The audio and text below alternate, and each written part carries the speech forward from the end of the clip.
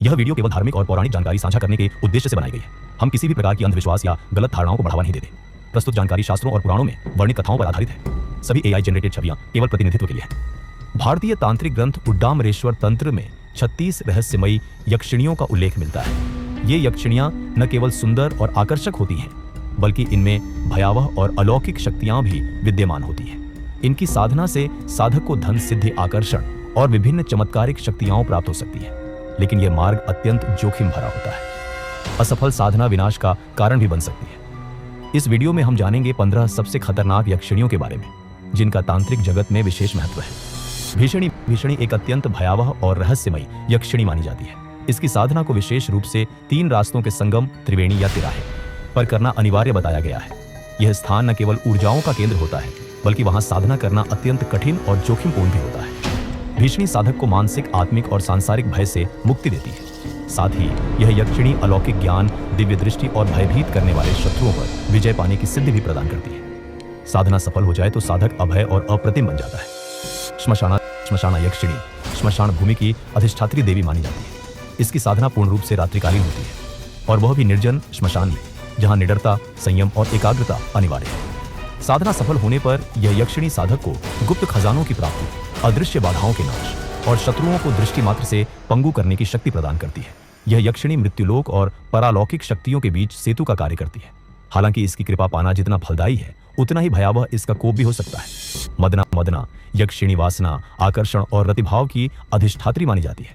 इसकी साधना से साधक को स्त्री पुरुष आकर्षण, सम्मोहन और सामाजिक प्रभाव में वृद्धि होती है। खास बात यह है कि साधना पूर्ण होने पर मदना एक रहस्यमयी कामद औषधि प्रदान करती है, जिसे ग्रहण करने से साधक का आकर्षण कई गुना बढ़ जाता है। यह औषधि व्यक्ति को किसी को भी मोहित करने की शक्ति देती है। मदना की साधना अत्यंत गोपनीय होती है, और इसका दुरुपयोग विनाशकारी सिद्ध हो सकता है। योग्य साधक ही इसकी कृपा का लाभ उठा सकता है। घंटा यक्षिणी का संबंध विशेष रूप से घंटी की रहस्यमयी ध्वनि से होता है, जिसे तांत्रिक साधनाओं में जागरण और शक्ति आवाहन का प्रतीक माना गया है। इसकी साधना से साधक को वाणी में सम्मोहन की शक्ति प्राप्त होती है, जिससे वह अपनी बातों से किसी को भी मोहित कर सकता है। यह यक्षिणी साधक के चारों ओर एक आकर्षणमयी आभा उत्पन्न करती है, जिससे वह लोगों को बिना प्रयास अपने वश में कर लेता है। घंटा की साधना के दौरान विशेष मंत्रों के साथ घंटी बजाना अनिवार्य होता है, जिससे उसकी शक्ति सक्रिय होती है। महाभया यक्षिणी का स्वरूप अत्यंत भयावह, लेकिन इसकी शक्ति उतनी ही कल्याणकारी मानी जाती है। इसकी साधना से साधक को गंभीर रोगों से सुरक्षा, मानसिक भय से मुक्ति और वृद्धावस्था के प्रभावों से राहत मिलती है। यह यक्षिणी शरीर में नवचेतना और ओज भर देती है, जिससे साधक युवा, ऊर्जावान और आत्मविश्वासी बना रहता है। तंत्र में इसे दीर्घायु और रोग प्रतिरोधक शक्ति देने वाली देवी माना गया है। हालांकि साधना के समय इसका विकराल रूप साधक की परीक्षा लेता है, और केवल निडर साधक ही इसकी कृपा का अधिकारी बनता है। विकला यक्षिणी इच्छाओं की पूर्ति और त्वरित फल देने वाली देवी मानी जाती है। इसकी साधना करने वाले साधक को अपने जीवन में मनचाही सिद्धियां प्राप्त होती हैं, चाहे वह धन हो, यश हो, आकर्षण हो या फिर किसी विशेष कार्य की सफलता। विकला की विशेषता यह है कि यह साधक की मानसिक ऊर्जा को एक दिशा में केंद्रित कर उसे उसकी इच्छा की पूर्ति की ओर ले जाती है। लेकिन इसकी साधना में लापरवाही करने पर विपरीत फल भी मिल सकते हैं। यह यक्षिणी तेज फल देने वाली है, इसलिए तांत्रिक इसे क्षण में वरदान देने वाली मानते हैं। कपालिनी एक रहस्यमयी यक्षिणी है, जिनका स्वरूप खोपड़ियों से घिरा हुआ होता है और जो मृत्यु व तांत्रिक साधना से गहराई से जुड़ी है। इनकी साधना से साधक को कपाल सिद्धि प्राप्त होती है, जिसके प्रभाव से वह स्वप्न अवस्था में किसी भी स्थान की यात्रा कर सकता है, चाहे वह भौतिक लोक हो या सूक्ष्म जगत। यह यक्षिणी साधक को गहन तांत्रिक रहस्य और अदृश्य लोकों की जानकारी देती है, लेकिन इसकी साधना में चित्त की स्थिरता और अपार साहस की आवश्यकता होती है, वरना साधक भ्रम और भय के जाल में उलझ सकता है।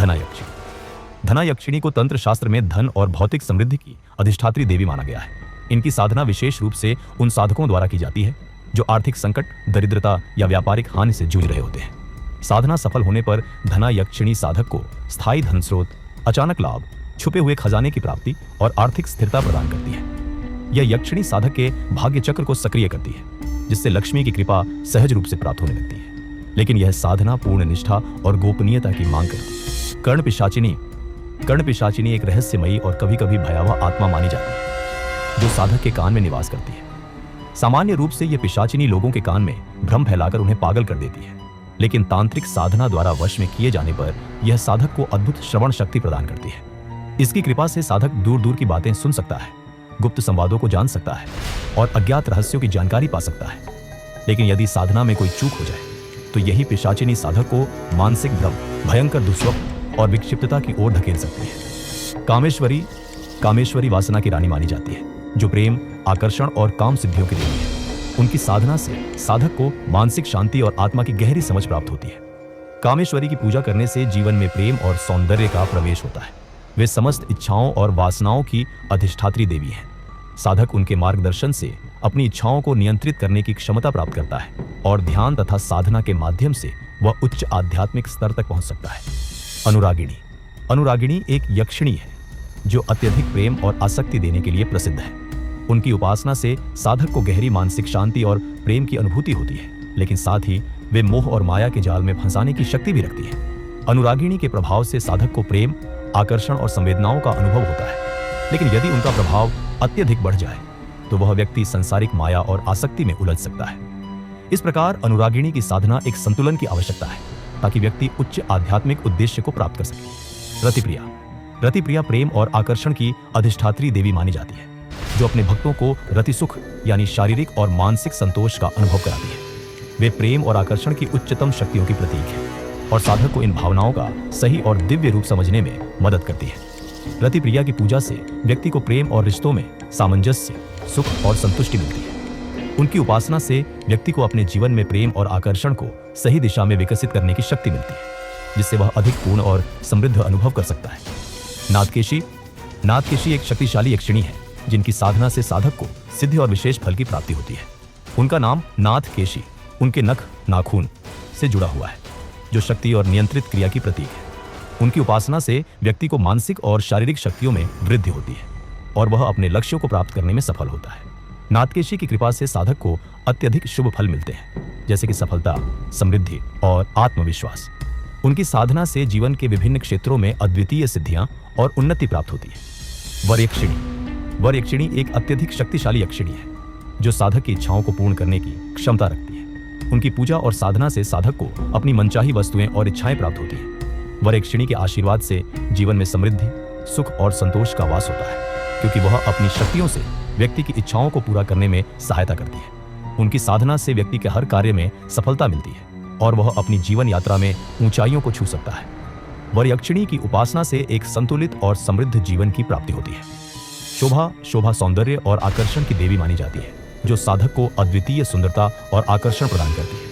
उनकी उपासना से व्यक्ति के व्यक्तित्व में निखार आता है और वह शारीरिक, मानसिक और आत्मिक रूप से आकर्षक बनता है। शोभा देवी की कृपा से साधक को जीवन में सौंदर्य, आकर्षण और शांति का अनुभव होता है, जिससे वह अपने आसपास के लोगों को भी प्रभावित कर सकता है। उनकी पूजा से केवल बाहरी सुंदरता ही नहीं बल्कि आंतरिक सुंदरता भी प्राप्त होती है, जिससे साधक की आत्म स्वीकृति और आत्मसम्मान में वृद्धि होती है। इन यक्षिणियों की साधना साधारण नहीं होती और इसे करने से पहले सही गुरु, मंत्र दीक्षा और तांत्रिक ज्ञान आवश्यक है। ये शक्तियां वरदान भी हैं और विनाश का कारण भी बन सकती है। यदि इनकी उपासना सही तरीके से की जाए तो ये सिद्धियां और समृद्धि प्रदान करती है, लेकिन गलत तरीके से इनका उपयोग विनाशकारी हो सकता है। इसलिए इनकी साधना केवल अनुभवी साधकों के लिए ही उचित है। पूरी समझ और सावधानी के साथ इनका मार्गदर्शन जरूरी है। अगर आपको यह जानकारी पसंद आई हो तो कृपया लाइक, सब्सक्राइब और कमेंट करें।